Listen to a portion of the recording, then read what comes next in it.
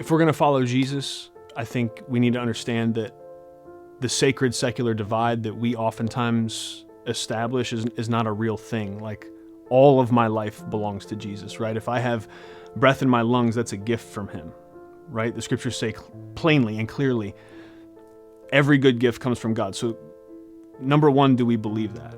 Because if we believe that, that informs our generosity, the way we think. It's very hard, I think, as Americans, not to buy into the pull yourself up by your own bootstraps, either that's what I need to do, or believing that's what I have done, that I have whatever I have, whatever resources are in my hand.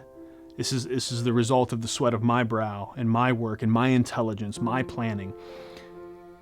You may have worked hard, you may have planned well. All of that might totally be true, but whatever facilities and faculties it took for that to happen, the physical strength, the mental aptitude, all of that, the very breath in your lungs that allowed you to do all those things, that's a gift, a grace from God. And so how do we ever have a hard time understanding that what is in our hands actually belongs to God? When Jesus teaches about the kingdom, he talks about stewards all the time.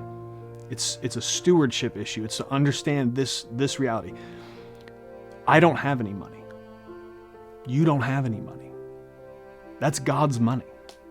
Because if you belong to him, surely everything that's in your hands belongs to him. And so if we think that way, it flips and inverts the question, I think, that oftentimes people struggle with, right? Because genuine Christians that really want to follow the Lord, really want to honor Jesus with every part of their life, they'll ask the question, well, how much of my money should I give to support the gospel going forward, Jesus being known, the poor being taken care of? How much of my money should I give? But the right question is, how much of God's money should I keep for myself?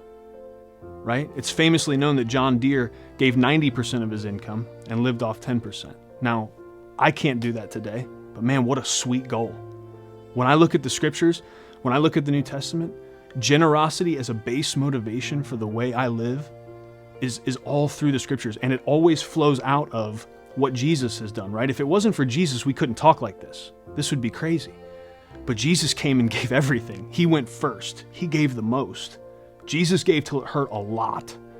And so clearly we should give at least until it hurts a little if we're following after him.